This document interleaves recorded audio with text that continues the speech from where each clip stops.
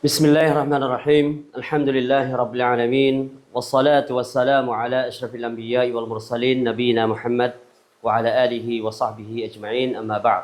السلام عليكم ورحمة الله وبركاته បងប្អូនទាំងអស់គ្នាជាទីគោរពរាប់អានថ្ងៃនេះយើងបន្តមេរៀនរបស់យើងនៅក្នុង الوحدة الخامسة عمري في الدرس الثالث នៅក្នុងមេរៀនទី3 الدرس الثالث មេរៀនទី3យើងធ្វើលំហាត់ទាក់ទងទៅនឹងសន្តានា نعم التدريب الأول هاتي جملا كما في المثال លំហាត់ទី1គេឲ្យយើងបង្កើតជាយមឡាប្រយោគដូចនៅក្នុងឧទាហរណ៍ណាយើងសរសេរអញ្ចឹងក្នុងឧទាហរណ៍របស់យើងគឺមានពាក្យមួយឃ្លានេះ أخي محمد عمره 11 عاما ណា أخي محمد បងប្អូនប្រុសរបស់ខ្ញុំបងប្រុសរបស់ខ្ញុំឬក៏បងប្រុសខ្ញុំឈ្មោះ Muhammad អាយុរបស់គាត់គឺ11ឆ្នាំតោះអញ្ចឹងគេឲ្យចំនួនដោយពាក្យវងកញ្ចក់ណា Akhi នេះមកពីពាក្យថា Akhun យើងចំនួនដោយពាក្យថា Sadiqun ណាយក Sadiq នេះចំនួនដោយពាក្យ Akhun Muhammad ឈ្មោះចំនួនដោយ Ismail អញ្ចឹង11នេះចំនួនដោយ15អញ្ចឹងយើងបានប្រយោគមួយដែលលើកឡើងអំពី Sadiq Muhammad Sadiqi ហើយយើងបន្ថែមយ៉ានេះដោយសារតែ Akhun ទៅជា Akhi Muhammad អញ្ចឹង Sadiqun ទៅជា Sadiqi ថែមយ៉ាដែរ Sadiqun Sadiqi មិត្តភក្តិរបស់ខ្ញុំ Sadiqi Ismail Umruhu 15 عاما ណាណាអញ្ចឹងយើងបង្កើតឧទាហរណ៍ដូចនៅក្នុងប្រយោគអញ្ចឹងសរសេរមកហើយយើងមកឃ្លាអ្វីដែលពាក្យទៅដូរ1 2ហើយនឹងចំនួនជាលេខនេះយើងដូរទៅនេះណាហើយឈ្មោះនេះយើងដូរឈ្មោះដែលគេឲ្យជាមួយនឹង Akhi ដូរទៅជា Sadiq Akhun Akhi Darel Ibni ឬក៏ Waladi ឬក៏ Khali អញ្ចឹងមកអញ្ចឹងយើងបង្កើតបានជាប្រមាណប្រយោគទី1យមឡាស់ទី2យមឡាស់ទី3ទី4ទី5យមឡាស់អញ្ចឹងយើងសរសេរចេញជាយមឡាស់ចំនួន5ឲ្យដូចទៅក្នុងទម្រង់នេះហើយកុំភ្លេចដាក់យ៉ា Akhi Muhammad តោះអញ្ចឹងដូចជាហោចម្លើយទី1យើងបានយ៉ាងម៉េច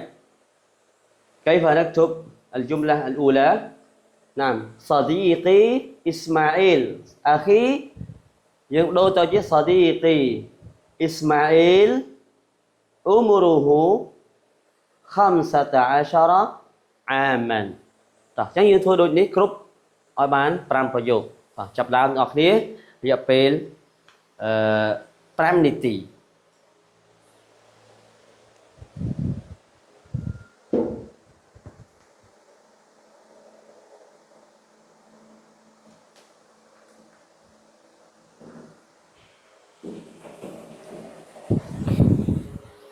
ណាស់តោះចុះពេលវេលាយើងបាន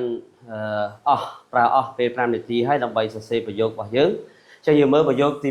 1 Sadiqi Ismail Umruhu 15 عاما ចុះទី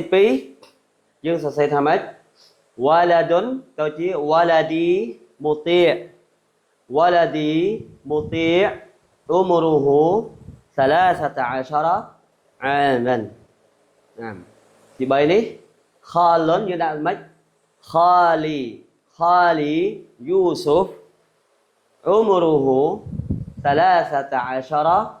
عاما Akhun Akhi Darel Akhun Akhi Hussein Umruhu 17 عاما نعم Ibni យើងទៅជា ابني فيصل عمره 12 عاما نعم អញ្ចឹងនេះគឺជាចម្លើយរបស់យើងហើយឥឡូវយើងចូលដល់លំហាត់ទី2ណា التدريب الثاني هات جملا كما في المثال ឲ្យយើងធ្វើយមឡាដូចក្នុងឧទាហរណ៍ដដែលអញ្ចឹងយើងមាន متى يكون عمري 18 តើពេលណា អាយុរបស់ខ្ញុំនឹងដល់ចំនួន18ឆ្នាំណាតាម៉ានីយ៉ាតាអាសារ៉ាចឹងជាកាលីម៉ាជាពាក្យចំនួនគេឲ្យមក11 12 13 14 15 16 17 18 5ចឹងទៅយើងគ្រាន់តែដូរ mata yakunu umri 11 mata yakunu umri 12 mata yakunu umri 13 ចឹងមករហូតដល់ចប់ទាំងមកចឹងយើងសេជាប្រយោគសរសេរជា10ចំនួន1 2 3 4 5 6 7 8 9 10 11 12យំឡាស់មក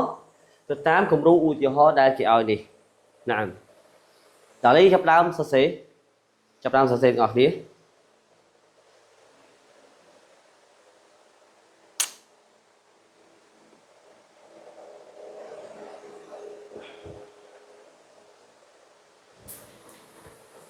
តើយើងចូលដល់លំហាត់ទី3លំហាត់ទី3 تبادل السؤال والجواب مع زميلك كما في المثال تبادل السؤال والجواب مع زميلك كما في المثال តើយើងគេហៅថាសួរឆ្លើយទៅវិញទៅមកជាមួយមិត្តភក្តិរបស់យើងដូចក្នុងឧទាហរណ៍អញ្ចឹងយើងមានសំណួរសួរថា كم عمرك يا رشيد كم عمرك يا رشيد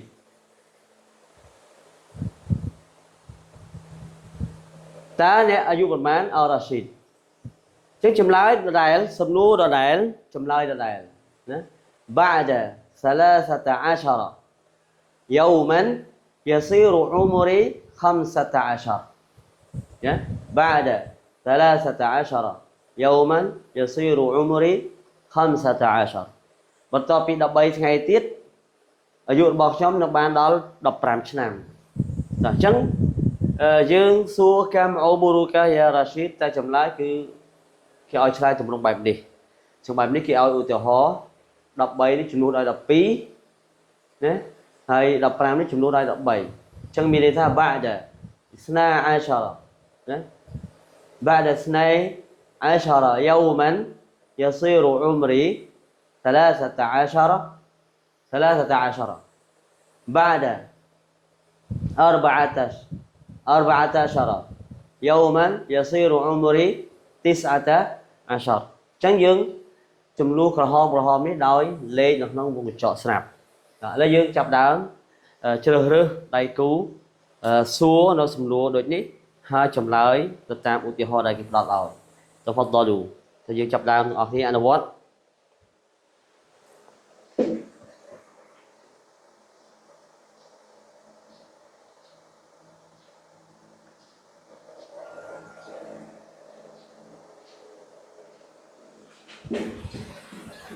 តើឥឡូវយើង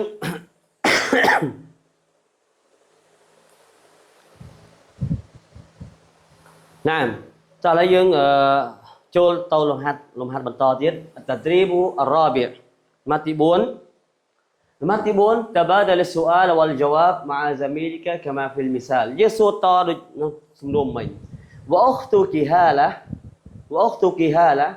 ចុះបងប្អូនស្រីរបស់អ្នកឈ្មោះ هاله ចឹងអូនស្រីរបស់អ្នកឈ្មោះ هاله عمرها 12 عاما عمرها 12 عاما ចឹងយើងដូរមកនេះ واختك យើងដូរទៅជា وخالتك حنان وخالتك អ៊ុខទុកនេះដូរអ៊ុខតុននេះដូរទៅជា خاله ណា هاله នេះដូរទៅជា حنان ណាចឹងយើងបានយ៉ាងម៉េច وخالتك حنان ណាចឹងចម្លើយ عمرها 12យើងដាក់13ទៅ عمرها 13 عاما وأمك صالحة عمرها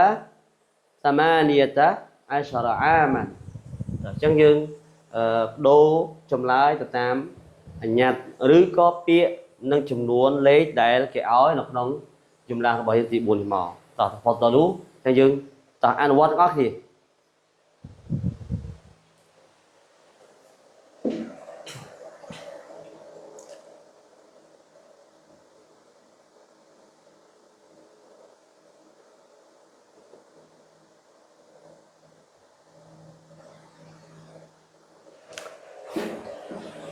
نعم trong rồi نمت trong rồi تبادل السؤال والجواب مع زميلك كما في المثال យើងសួរឆ្លើយទៅវិញទៅមកជាមួយមិត្តភក្តិរបស់យើងដដែលដូចក្នុងឧទាហរណ៍អញ្ចឹងយើងមាននិយាយតប2ដងពីដំណាក់កាល كم عمرك يا رشيد តើអាយុប៉ុន្មាន رشيد ចម្លើយគឺខុសពីមុនចម្លើយប្រាប់ពីចំនួនតែម្ដង أنا عمري 14 عاما ខ្ញុំមានអាយុ14ឆ្នាំ ما شاء الله ما شاء الله អញ្ចឹងយើងគ្រាន់តែដូរឈ្មោះហើយនឹងចំនួនទេចំនួនអាយុឈ្មោះហើយនឹងលេខអាយុតែប៉ុណ្ណោះ كم عمرك يا صادق كم عمرك يا يوسف كم عمرك يا حسين كم عمرك يا فيصل ហើយអ្នកឆ្លើយគឺ أنا عمري 13 أنا عمري 17 18 19 ណាអញ្ចឹងសំណួរចម្លើយហើយយើង ما شاء الله ما شاء الله អញ្ចឹងនេះគឺជាទម្រង់សួរចង់ដឹងអំពីអាយុរបស់អ្នកណាម្នាក់ដែលយើងទៅសួរតោះឥឡូវយើងចាប់ដើមជ្រើសរើសដៃគូហើយយើងសន្ទនាគ្នាសួរម្នាក់ម្ដងម្នាក់5សំណួរឬក៏ប្រហែល1 2 3 4 5ណាម្នាក់5សំណួរម្នាក់សួរឆ្លើយហើយសួរគ្នាទៅវិញទៅមកដើម្បីឲ្យយើងចាំស្ទាត់នៅទម្រង់សំណួរចម្លើយមួយនេះតោះចាប់ដើមបងប្អូន